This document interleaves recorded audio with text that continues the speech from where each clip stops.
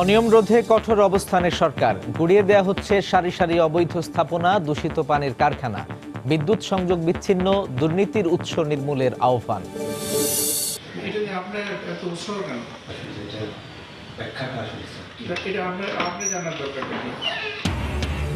ঢাকা কলকাতা মৈত্রী এক্সপ্রেসে চেয়ার আসনে আদায় হচ্ছে বাড়তি ভাড়া, সুনির্দিষ্ট ব্যাখ্যা নেই রেল কর্তৃপক্ষের, খতিয়ে দেখার আশ্বাস মন্ত্রীর। ৬টি নতুন বিদ্যুৎ কেন্দ্রের উদ্বোধন করলেন প্রধানমন্ত্রী। জাতীয় গ্রিডে যোগ হচ্ছে ১,০৬২ মেগাওয়াট। চলতি বছরের মধ্যে বিদ্যুৎ পাবে দেশের শতভাগ মানুষ।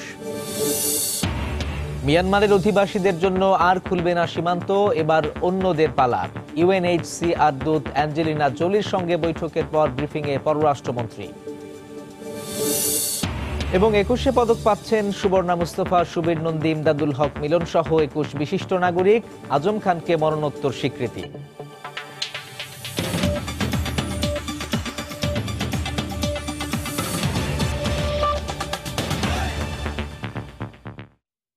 সময় সংবাদের সঙ্গে আছি সাজিদ রাজু। দখল, দূষণ আর অনিয়মের বিরুদ্ধে কঠোর অবস্থান নিয়েছে সরকার। বুড়িগঙ্গা দখলমুক্ত করতে দ্বিতীয় দফা অভিযানের দ্বিতীয় দিনে এখন পর্যন্ত গুড়িয়ে দেওয়া হয়েছে ২৫ থেকে ৩০টি বহুতল ভবন। ভেঙে ফেলা হয় বেশ কয়েকটি আবাসিক ভবনও। মালিকদের দাবি, রাজুকের অনুমোদন নিয়েই ভবন নির্মাণ করেছেন তারা। তবে বিআইডব্লিউটিএ বলছে, নতুন জরিপে এই ভবনগুলো নদীর জায়গার মধ্যে পড়েছে। দখলমুক্ত এলাকায় শিগগিরই পরিবেশ রক্ষা কার্যক্রম শুরু হবে। টিনের তৈরি স্থাপনা থেকে শুরু করে ৫ তলা ভবন নদীর জায়গায় অবৈধভাবে স্থাপনা করায় সব গুড়িয়ে দিচ্ছে বিআইডব্লিউটিএ। বুড়িগঙ্গা নদী দখলমুক্ত করতে চলমান অভিযানের দ্বিতীয় দফার দ্বিতীয় দিন বুধবার সকাল থেকে সোয়ারিঘাট থেকে উচ্ছেদ শুরু হয়। অভিযানে কামরাঙ্গীর চর এবং সদরঘাট থেকে গাবতলী বেড়িবাঁধ সড়কের দুই পাশে ২৫ থেকে ৩০টি বহুতল ভবন সহ শতাধিক স্থাপনা গুড়িয়ে দেয় বিআইডব্লিউটিএ। এমন অভিযানের মুখে স্থানীয়দের দাবি, নদীর সীমানার বাইরে রাজুকের অনুমোদন নিয়েই ভবন করেছেন তারা। আমরা সীমানা পিলার দেওয়ার পরে আমরা এই ৫ তলা ইমারত নির্মাণ করছি। এই পিলার দেওয়া গেছে এবং বলছে যে আপনাদের আর কোনো সমস্যা নাই। এরপরে আমরা এই স্থাপনাগুলি তৈরি করছি। এখন ভাঙ্গা লাইলো উইদাউট নোটিসে। প্রধানমন্ত্রী শেখ হাসিনার কাছে আকুল আবেদন জানাই, আপনি বিশেষভাবে যাদের জমি জমার উপযুক্ত কাগজপত্র আছে তাদের জন্য একটা সুব্যবস্থা যাতে করে। তবে বিআইডব্লিউটিএ বলছে, নতুন জরিপে সীমানা পিলারের পরও আরো ৫০ মিটার জমি নদীর জায়গার মধ্যে পড়েছে। বর্তমান সীমানা পিলার দেখছেন, প্রকৃতপক্ষে এটা যথাস্থানে স্থাপিত হয়নি। পিলার ভেদে কোনোটা ২৫ ফিট, কোনোটা ৫০ ফিট, কোনোটা ৭০, এমনকি ৭৫ ফিটেও ভিতরে যাবে। উচ্ছেদ পরিদর্শনে এসে নৌপরিবহন সচিব জানান, শিগগিরই প্রকল্পের মাধ্যমে অবৈধ দখলমুক্ত এলাকার পরিবেশ রক্ষার কাজ শুরু হবে। আমরা একটা ওয়াকওয়ে করব নদীর তীর বরাবর, এবং নদীতে আমাদের মাঝে মধ্যে বাগান টাগান যেখানে জায়গা পাবো একটু নদীর তীরভূমিতে। আর আমাদের মনিটরিং টিম থাকবে যে আমরা যে উচ্ছেদ করলাম সেই উচ্ছেদটা বহাল আছে কিনা। বুড়িগঙ্গার পর ধারাবাহিকভাবে ঢাকার চারপাশের অন্য নদীগুলো দখলমুক্ত করা হবে। ফারুক ভূঁইয়া, রবিন, সময় সংবাদ, ঢাকা। এদিকে গত ২ দিনের মতো আজও চট্টগ্রামে কর্ণফুলী নদীর দুই পাড়ে অবৈধ স্থাপনা উচ্ছেদ অভিযান চলছে। সকালে নগরীর মাঝিরঘাট এলাকা থেকে অভিযান শুরু হয়। গুড়িয়ে দেওয়া হয় শতাধিক অবৈধ স্থাপনা। ব্যবসায়ীদের অভিযোগ, বিনা নোটিশে তাদের স্থাপনা উচ্ছেদ করা হচ্ছে। তবে নির্বাহী ম্যাজিস্ট্রেট বলছেন, অবৈধ স্থাপনা সরিয়ে নিতে নোটিশ দেওয়া হয়েছে। দখল আর দূষণে অনেকটাই বিপর্যস্ত দেশের লাইফলাইন খ্যাত কর্ণফুলী নদী। প্রভাবশালীদের ছত্রছায়ায় এখানে দিনে দিনে গড়ে তোলা হয়েছে হাজার হাজার অবৈধ স্থাপনা। বারবার চেষ্টা করার পরও যারা অবৈধ স্থাপন করেছেন তাদের উচ্ছেদ করা সম্ভব হয়নি। এছাড়া আইনি জটিলতা ও ভূমি মন্ত্রণালয়ের অর্থছাড় সংক্রান্ত নানা সমস্যার কারণে উচ্ছেদ অভিযান এতদিন চালানো সম্ভব হয়নি। অবশেষে ভূমি মন্ত্রণালয়ের অর্থছাড়ের নিশ্চয়তা পাওয়ার পর গত সোমবার থেকে শুরু হয়েছে উচ্ছেদ অভিযান। প্রায় ৪ একরের মতো ভূমি আমরা উদ্ধার করেছি এবং ১০০-ও বেশি স্থাপনা আমরা ইতিমধ্যে অপসারণ করেছি। আমরা প্রত্যেক মালিককে আলাদাভাবে জানিয়েছি যে আপনাদের এই স্থাপনাটা কিন্তু ভাঙা পড়বে, আপনাদের প্রয়োজনীয় মালামাল অপসারণ করে নিন। হাইকোর্ট যে নির্দেশনা আমাদেরকে দিয়েছেন আরএস লাইন, সে অনুযায়ী সবকিছু উচ্ছেদ হচ্ছে এবং সেভাবেই হবে। এখানকার ব্যবসায়ীরা অভিযোগ করে বলেছেন, উচ্ছেদের আগে তাদের কোনো নোটিশ দেওয়া হয়নি, যে কারণে তাদের লাখ লাখ টাকার ক্ষতি হয়েছে। বিনা নোটিশে এই জিনিসটা আজকে ভাঙা শুরু করছে, যাতে আমরা খুব বেশি ক্ষতিগ্রস্ত। আমরা যেগুলো টাকাগুলো ইনভেস্ট করছি ডিসেম্বরেতে, সেগুলো আর টাকা পাওয়ার কোনো কিছু নাই। যদি 90 দিনের ভিতরে নোটিশ দিত বা উচ্ছেদ অভিযানের জন্য কোনো কিছু, আমরা স্বেচ্ছায় ভেঙে আমরা অপসারণ করতাম। তা আমাদেরকে সরকারের কাছে আকুল আবেদন, আমাদের একটু পুনর্বাসন করে আমাদের বউ বাচ্চা নিয়ে চলতে পারি মতো। অন্যদিকে জেলা প্রশাসনের নির্বাহী ম্যাজিস্ট্রেট জানান, উচ্ছেদকৃত জায়গা যাতে রক্ষণাবেক্ষণ করা যায় সে কারণে জেলা প্রশাসনের পক্ষ থেকে নেওয়া হচ্ছে নানা উদ্যোগ। নদীর পাড়ে যে সুবিধাগুলো থাকে সেগুলো থাকবে এবং আমাদের যে উদ্ধারকৃত যে জায়গাগুলো, সেই জায়গাগুলোতে আমরা মার্কিংয়ের মাধ্যমে সতর্কীকরণ বিজ্ঞপ্তি দিয়ে দিচ্ছি, যাতে এর বাইরে যেন কেউ না এর ভিতরে যাতে কেউ না আসতে পারে। প্রথম পর্যায়ে সদরঘাট থেকে বারিক বিল্ডিং পর্যন্ত 200 অবৈধ স্থাপনা উচ্ছেদ করা হবে। দ্বিতীয় পর্যায়ে বারিক বিল্ডিং থেকে পতেঙ্গা পর্যন্ত ও তৃতীয় পর্যায়ে মোহরা এলাকায় কর্ণফুলী নদীর দুই পাশে যে অবৈধ স্থাপনা গড়ে উঠেছে তা উচ্ছেদ করা হবে। দখল আর দূষণে বিপর্যস্ত কর্ণফুলী নদীকে বাঁচাতে চলছে উচ্ছেদ অভিযান। কর্ণফুলী বাঁচলে বাঁচবে দেশ, তাই যে উচ্ছেদ অভিযান শুরু হয়েছে তা যাতে অব্যাহত থাকে এই প্রত্যাশা সকলের। চট্টগ্রামের কর্ণফুলী নদীর তীর থেকে পার্থপ্রতিম বিশ্বাস, সময় সংবাদ। দখল হওয়া নদী উদ্ধার করতে হলে শুধু নদীর পাশের অবৈধ স্থাপনা উচ্ছেদ করলেই হবে না, ভরাট করা নদীও উদ্ধার করতে হবে বলে মন্তব্য করেছেন নদী ও পানি গবেষক আইনুন নিশাত। এ সময় তিনি দুর্নীতি ও অনিয়ম এর উৎসে নির্মূলের পরামর্শ দেন। করে নদীটা দখল হয়েছে সেটা কিন্তু উদ্ধার হচ্ছে না, নদীটাকে উদ্ধার করতে হবে। অর্থাৎ যে মাটিটা ফেলে তারা নদীর 50 ফুট 100 ফুট 200 ফুট দখল করেছিল, সেটার মাটি অপসারণ করে এটাকে দখল মুক্ত করতে হবে। নীতিগতভাবে যিনি ভরাট করেছিলেন তিনি এই দখল মুক্ত করার খরচ দিতে বাধ্য। প্রভাবশালীরা এই কাজটা করে, তারা কারা? তারা তো সরকারেরই অংশ, তারা ব্যবসায়ী হতে পারে, অর্থের মাধ্যমে তারা ক্ষমতা কিনে ফেলতে পারে। তো সেই ক্ষেত্রে প্রশাসন যন্ত্র তখনই সক্ষম হবে যদি রাজনৈতিক অঙ্গীকার থাকে, যদি পার্লামেন্ট ঠিক থাকে। পার্লামেন্ট যদি জবাবদিহিতা চায় সরকারের প্রতিষ্ঠানের কাছ থেকে, তাহলেই কাজ করবে ঠিক মতো। অর্থাৎ দেশটা চলবে, এটা গণতন্ত্র দেশে আছে। এই ক্ষেত্রে গণতন্ত্রের ধারক হচ্ছে যারা নির্বাচিত প্রতিনিধি, অর্থাৎ এমপি সাহেবরা যদি ঠিক মতো জবাবদিহিতার ব্যাপারটা চালু রাখেন, প্রধানমন্ত্রী যদি তার চাপ চালু রাখেন, তাহলেই হবে এটা। ঢাকা কলকাতা মৈত্রী এক্সপ্রেস ট্রেনের যাত্রীরা প্রতিটি চেয়ার আসনের জন্য নিজেদের অজান্তেই বাড়তি দিচ্ছেন 68 টাকা। টিকিটে মূল ভাড়ার হিসেব না দিয়ে বাড়তি টাকাকেই দেখানো হচ্ছে আসল ভাড়া হিসেবে। এতে না বুঝেই প্রতারিত হচ্ছেন যাত্রীরা। অতিরিক্ত টাকা কোন খাতে নেওয়া হচ্ছে তা যেমন টিকিটে উল্লেখ নেই, তেমনি তা কোথায় জমা হচ্ছে সে বিষয়ে জানাতে পারেননি রেল কর্মকর্তারা। তবে খতিয়ে দেখার আশ্বাস দিয়েছেন রেলমন্ত্রী। নাজমুস সালেহির রিপোর্ট। কেবিন আর চেয়ার, এই দুই ক্যাটাগরিতে ঢাকা কলকাতা মৈত্রী এক্সপ্রেস ট্রেনের টিকিট বিক্রি করে কমলাপুর রেল স্টেশন।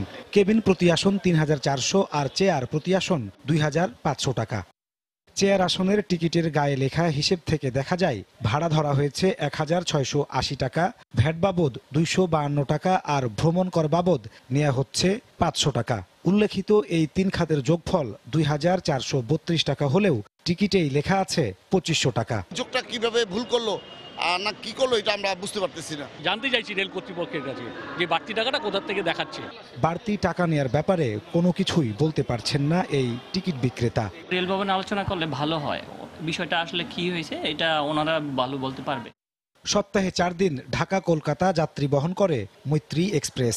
সেই হিসেবে বছরে চেয়ারের যাত্রী 59,904 জন। প্রতি আসনে 68 টাকা করে বেশি হলে এর পরিমাণ গিয়ে দাঁড়ায় বছরে 40 লাখেরও বেশি। বিপুল পরিমাণ এই টাকা কোন খাতে আদায় করা হচ্ছে কিংবা তা জমা হচ্ছে কোথায়, এমন প্রশ্নের উত্তর দিতে পারেননি রেলের ট্রাফিক বিভাগের পরিচালক মাহবুবুর রহমান ও মার্কেটিং বিভাগের উপপরিচালক কালীকান্ত ঘোষ।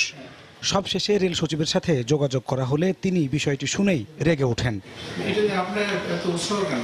যে লোকটা জানতে চাচ্ছে সে নিশ্চয়ই কলকাতা যায় নিয়মিত টিকিট কাটে, সে জিজ্ঞেস করুক, তাহলে আমরা বলে দেবো অনেক দিচ্ছি, আমাদের কাছে একটা ব্যাখ্যা আছে, নাহলে এটা তো সেটাই জানতে এটা আপনার জানার দরকার নেই। আপনার কোনো প্রয়োজন আছে? আপনি কি প্যাসেঞ্জার? সচিব পরে ডেকে পাঠান রেলের অপারেশন বিভাগের উপপরিচালক মিয়া জাহানকে। তার কাছেও মেলেনি কোনো ব্যাখ্যা।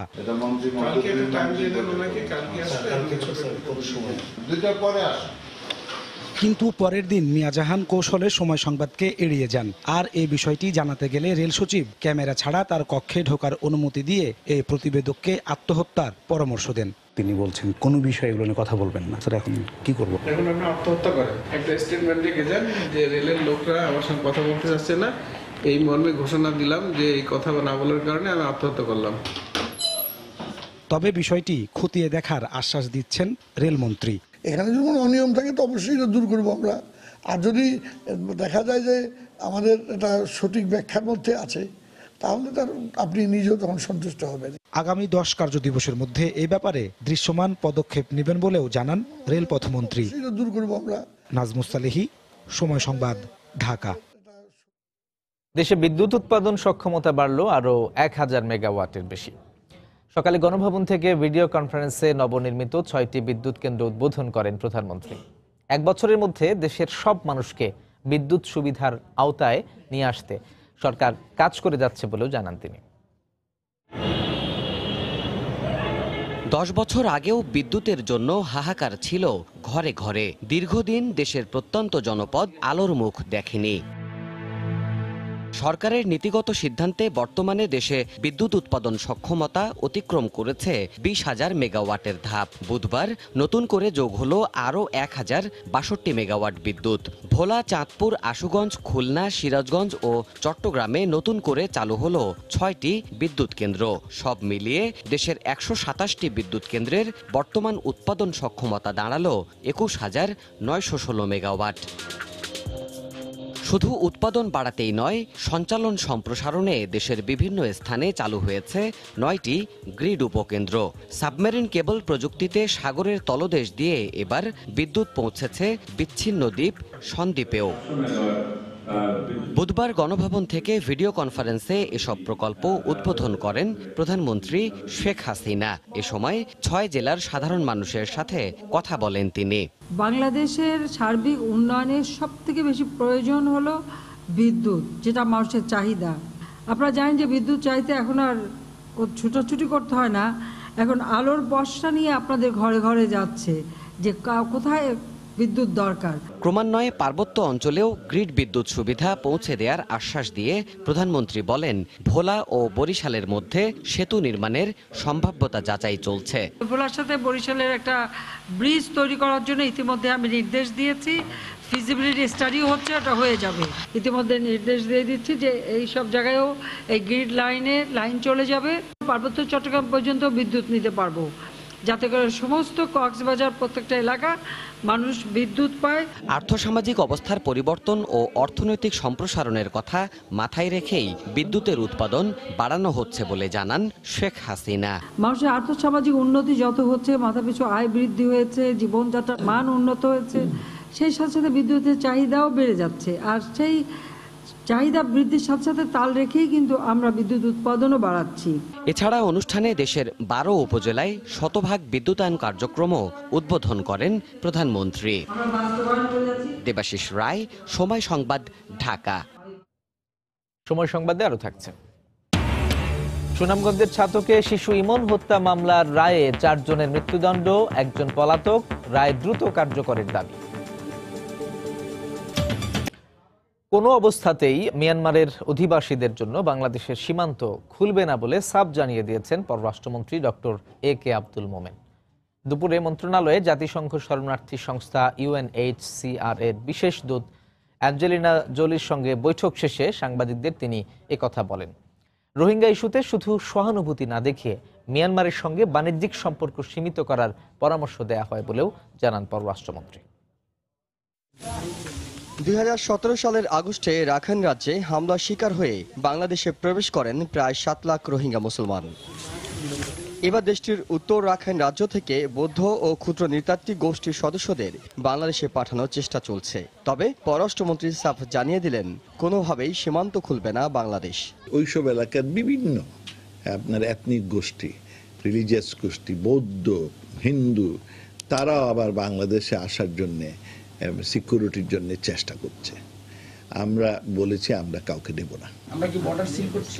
আমরা মোটামুটি বর্ডার সিল করে রেখেছি। মায়ানমার ওদের পাঠায় যখন কোনো কন্ডিশন দিয়ে পাঠায় নাই, আর এখন নেওয়ার সময় তারা বিভিন্ন ধরনের কন্ডিশন দিচ্ছে, এই নিবে সেই নিবে, এইরকম হলে নিবে না। বাবা, এগুলো তোমাদের লোক এখানে আসছে, we want all of them to go back. এর আগে পররাষ্ট্রমন্ত্রীর সাথে সৌজন্য সাক্ষাৎ করেন সফররত হলিউড অভিনেত্রী ও ইউএনএইচসিআর এর বিশেষ দূত অ্যাঞ্জেলিনা জোলি। বৈঠকে এবছর রোহিঙ্গা ইস্যুতে বাংলাদেশের জন্য বরাদ্দকৃত $952 মিলিয়ন দ্রুত ছাড় দেওয়ার আহ্বান জানান মন্ত্রী। পরামর্শ দেন আন্তর্জাতিক সম্প্রদায়কে মিয়ানমারের উপর চাপ বাড়ানোর। তাদের ইউএনএইচসিআর এর ভদ্রলোক ছিলেন, বললেন $952 মিলিয়ন, এর 40% এখনো আসে নাই। গত বছর ভালো আসছিল, 70% মতো প্লেজেস, এইবারে অত আসেনি। তাই আমি বললাম সেই ব্যাপারে আপনি একটু সোচ্চার হতে পারেন। বাংলাদেশের ভূমিকার ব্যাপক প্রশংসা করে অস্কার জয়ী জোলি রোহিঙ্গা প্রত্যাবাসনে পুরো বিশ্বকে এক করে বাংলাদেশের পাশে থাকতে কাজ করবেন বলে আশ্বস্ত করেন। ইহসান জুয়েল, সময় সংবাদ, ঢাকা। বিভিন্ন ক্ষেত্রে গুরুত্বপূর্ণ অবদানের স্বীকৃতি স্বরূপ 21 জন বিশিষ্ট নাগরিককে 21শে পদকের জন্য নির্বাচিত করা হয়েছে। বিকেলে সংস্কৃতি মন্ত্রণালয় থেকে সংবাদ বিজ্ঞপ্তিতে 21 জনের নাম জানানো হয়। এবারে 21শে পদক পাচ্ছেন ভাষা আন্দোলনে অধ্যাপক হালিমা খাতুন, অ্যাডভোকেট গোলাম আরিফ টিপু, অধ্যাপক মনোয়ারা ইসলাম। শিল্পকলায় সঙ্গীত বিভাগে সুবীর নন্দী, আজম খান মরণোত্তর, খায়রুল আলম শাকিল, অভিনয়ে লাকি ইনাম, সুবর্ণা মুস্তফা, লিয়াকত আলী লাকি, আলোকচিত্রে সাইদা খানম, চারুকলায় জামাল উদ্দিন আহমেদ, মুক্তিযুদ্ধে খিতেন্দ্রচন্দ্র বৈশ্য, গবেষণায় ডক্টর বিশ্বজিৎ ঘোষ ও ডক্টর মাহবুবুল হক, শিক্ষায় ডক্টর প্রণব কুমার বড়ুয়া, ভাষা ও সাহিত্যে রিজিয়া রহমান, ইমদাদুল হক মিলন, অসীম সাহাব, আনোয়ারা সৈয়দ হক, মইনুল আহসান সাবের, হরিশঙ্কর জলদাস। 21 ফেব্রুয়ারি বাংলা একাডেমিতে প্রধানমন্ত্রী শেখ হাসিনা তাদের হাতে পদক তুলে দেবেন। জাতীয় নির্বাচনের মতো উপজেলা নির্বাচনের ট্রেনও কারোর জন্য থেমে থাকবে না বলে মন্তব্য করেছেন আওয়ামী লীগের সাধারণ সম্পাদক ওবায়দুল কাদের। সকালে ধানমন্ডিতে দলীয় সভাপতির রাজনৈতিক কার্যালয়ে সংবাদ সম্মেলনে এ মন্তব্য করেন তিনি। জাতীয় নির্বাচনের শোচনীয় পরাজয়ের কারণে বিএনপির কালো ব্যাজ ধারণ করা উচিত বলেও মন্তব্য করেন ওবায়দুল কাদের। কার ভাই, কার বোন, কার আত্মীয়, এটা প্রশ্ন নয়। প্রশ্নটা হচ্ছে কে জনগণের কাছে কতটা গ্রহণযোগ্য, কার জনপ্রিয়তা কতটা, কে ইলেক্টেবল, কে উইনেবল, সেটা আমরা দেখি। জাতীয় নির্বাচনের মতো উপজেলা নির্বাচনের যে ট্রেন কোথাও থেমে থাকবে না। উপজেলা নির্বাচনের ট্রেনও আপন গতিতে চলবে। শোচনীয় পরাজয়, সেজন্য তাদের কালো ব্যাজ ধারণ করা হচ্ছে। উপজেলা নির্বাচনের সংখ্যালঘুরা যেন নির্ভয়ে ভোট কেন্দ্রে গিয়ে ভোট দিতে পারেন তার ব্যবস্থা নিতে সংশ্লিষ্টদের নির্দেশ দিয়েছেন প্রধান নির্বাচন commissioner K M Nurul Huda. সকালে নির্বাচন কমিশন সচিবালয় রিটার্নিং কর্মকর্তা ও সহকারী রিটার্নিং কর্মকর্তাদের প্রশিক্ষণ কর্মসূচির উদ্বোধন করে কথা বলেন তিনি। আপনারা কোনো দলের নয়, মতের নয়, প্রজাতন্ত্রের কর্মকর্তা, সুতরাং একেবারে নিরপেক্ষ দৃষ্টিভঙ্গিতে কে নির্বাচনে জয়ী হবেন সেটা ভোটারদের উপরে ছেড়ে দিয়ে, এবং ভোটার যাতে আসতে পারে নির্বাচন কেন্দ্রে ভোট দিতে পারে, ভোট দিয়ে আবার তারা নিরাপদে যেতে পারে, সেগুলো দেখতে হবে। মার্জিনাল গরিব লোক অথবা কোনো সংখ্যালঘু গ্রুপের লোক, তাদেরকে ভয়ভীতি দেখানো হয়। কোথায় এই পকেটগুলো আছে যেখানে আপনাদের আইন শৃঙ্খলা বাহিনীর লোকজনকে বাড়তি সতর্কতা থাকতে হবে। নির্বাচনের পূর্বে, নির্বাচনের পরে, কোনো রকমের নির্বাচনের দিনে কোনো রকমের যেন সহিংসতা ঘটনা না ঘটে সে ব্যাপারে বাড়তি সতর্কতামূলক ব্যবস্থা আপনাদের নিতে হবে।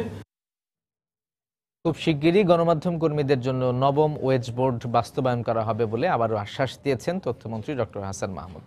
সাংবাদিকদের জন্য অবসর ভাতা চালুর বিষয়ে আলোচনা হবে বলেও জানান মন্ত্রী। দুপুরে জাতীয় প্রেস ক্লাবে মুক্তিযুদ্ধের চেতনার সাংবাদিক ফোরাম আয়োজিত আলোচনা সভায় কথা বলেন হাসান মাহমুদ।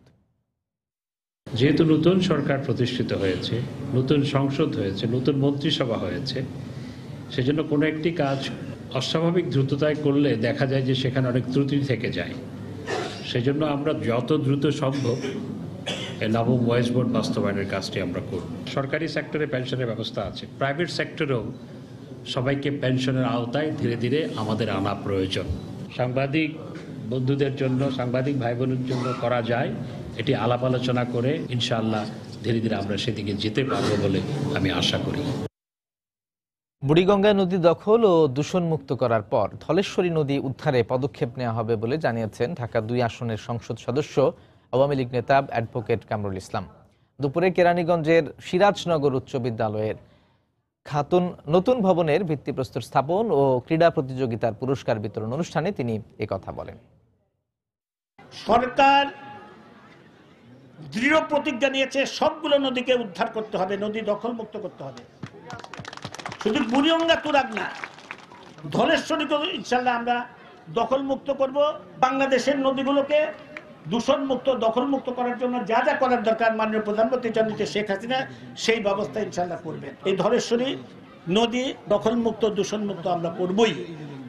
বুড়িগঙ্গা নদীর কাজ শুরু হয়েছে, শেষ হোক তারপর এটা ধরা হবে। যত বড় শক্তিশালী মানুষই হোক না কেন, যেই দলেরই হোক না কেন, নদী দখলকারী কোনো ছাড় দেওয়া হবে না। সময় সংবাদে আরো থাকছে। নিউজিল্যান্ডের বিপক্ষে দ্বিপাক্ষিক সিরিজ খেলতে দেশ ছাড়ল বাংলাদেশ দল। মাশরাফি সাকিব ও তামিম যাবেন বিপিএল এর পর। রাজধানীর মোহাম্মদপুর, বছিলা, মিরপুরের বিভিন্ন এলাকায় দূষিত পানি সরবরাহের অভিযোগে বেশ কয়েকটি প্রতিষ্ঠানের বিরুদ্ধে অভিযান চালিয়েছে বিএসটিআই। অবৈধ এবং ঝুঁকিপূর্ণ পানি তৈরির কারখানার বিরুদ্ধে অভিযান চলমান থাকবে বলে জানান বিএসটিআই এর কর্মকর্তারা। এদিকে আবাসিক সংযোগ বাণিজ্যিক উদ্দেশ্যে ব্যবহারের অভিযোগে আবাসিক হোটেল ও ব্যবসা প্রতিষ্ঠানের বিদ্যুৎ সংযোগ বিচ্ছিন্ন করেছে ডেসকো।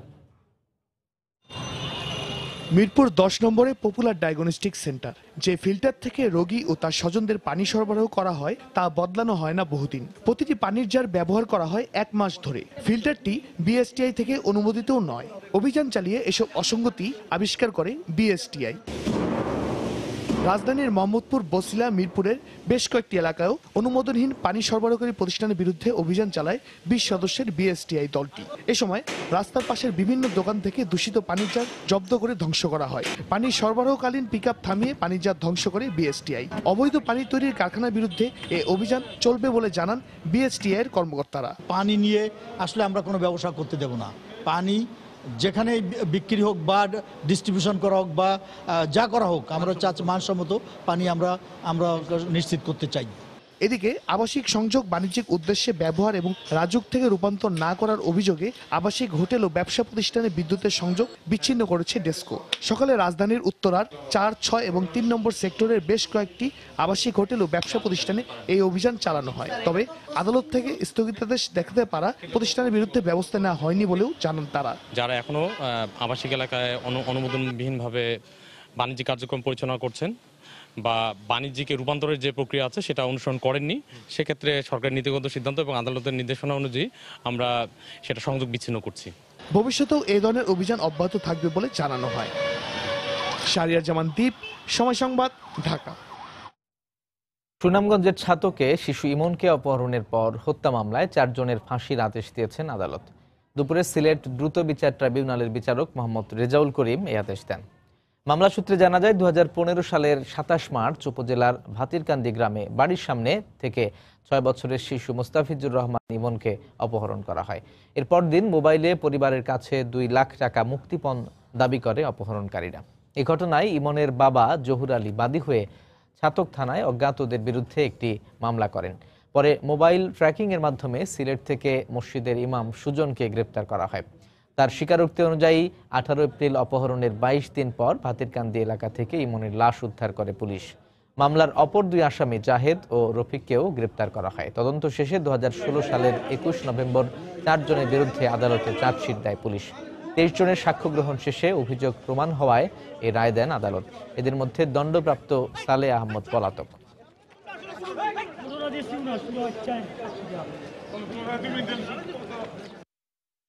আমি রায়ের প্রতি সন্তুষ্ট এবং আমি আশা করি এই রায়টা দ্রুত কার্যকর করলে আমি আরো খুশি হইব। জুডিশিয়াল ম্যাজিস্ট্রেট ডাক্তার সহ মোট 23 জন সাক্ষ্য দিয়েছেন এবং সাক্ষ্য দেওয়ায় এই আসামিদের বিরুদ্ধে সুস্পষ্টভাবে আমরা প্রমাণ করতে পেরেছি। আদালত এই সিদ্ধান্তে উপনীত হয়েছেন যে আসামিদেরকে মৃত্যুদণ্ডে দণ্ডিত করা হয়েছে।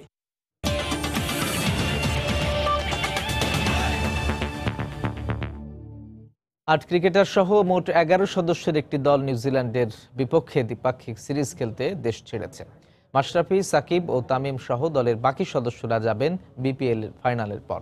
আজ দুপুর 12:30টার ফ্লাইটে বাংলাদেশ দল নিউজিল্যান্ডের উদ্দেশ্যে দেশ ছাড়ে। এ সময় হেড কোচ স্টিভ রোডস জানান, কিউইদের বিপক্ষে ওয়ানডে সিরিজ জয়ের বড় সম্ভাবনা আছে বলে মনে করেন তিনি। এদিকে নিউজিল্যান্ড সফরকে নিজেকে প্রমাণের মঞ্চ হিসেবে দেখছেন নিষেধাজ্ঞা কাটিয়ে দলে ফেরা সাব্বির রহমান। এছাড়া পেস বান্ধব উইকেটে সাফল্য পাওয়া স্পিনারদের জন্য বেশ চ্যালেঞ্জিং হবে এমনটাই বলছেন মিরাজ। স্কোয়াডে থাকা বাকি সদস্যরা যোগ দেবেন বিপিএল এর পর। শনিবার তাদের দেশ ছাড়ার কথা রয়েছে।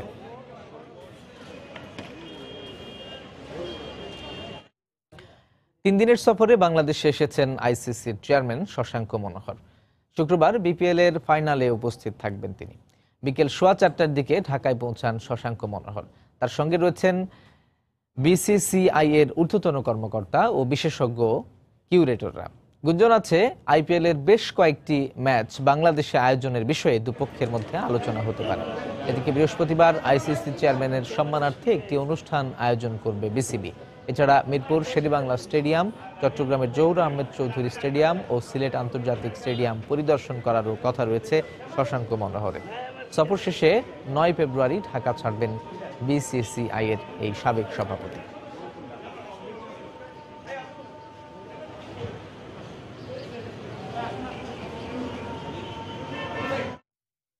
এ পর্যায়ে শীর্ষ সংবাদ জানিয়ে দিচ্ছি আরো একবার।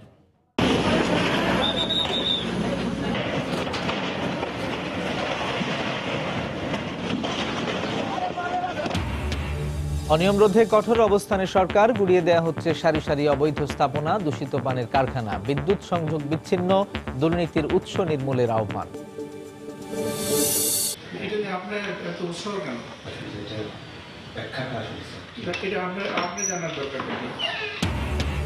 ঢাকা কলকাতা মৈত্রী এক্সপ্রেসে চেয়ার আসনে আদায় হচ্ছে বাড়তি ভাড়া, সুনির্দিষ্ট ব্যাখ্যা নেই রেল কর্তৃপক্ষের, খতিয়ে দেখার আশ্বাস মন্ত্রীর। 6টি নতুন বিদ্যুৎ কেন্দ্রের উদ্বোধন করলেন প্রধানমন্ত্রী। জাতীয় গ্রিডে যোগ হচ্ছে 1062 মেগাওয়াট। চলতি বছরের মধ্যে বিদ্যুৎ পাবে দেশের শতভাগ মানুষ। মিয়ানমারের অধিবাসীদের জন্য আর খুলবে না সীমান্ত, এবার অন্যদের পালা। ইউএনএইচসিআর দূত অ্যাঞ্জেলিনা জোলির সঙ্গে বৈঠকের পর ব্রিফিংয়ে পররাষ্ট্রমন্ত্রী। এবং এবার 21শে পদক পাচ্ছেন সুবর্ণা মুস্তফা, সুবীর নন্দী, ইমদাদুল হক মিলন সহ 21 বিশিষ্ট নাগরিক। আজম খানকে মরণোত্তর স্বীকৃতি। এই ছিল এখনকার মতো।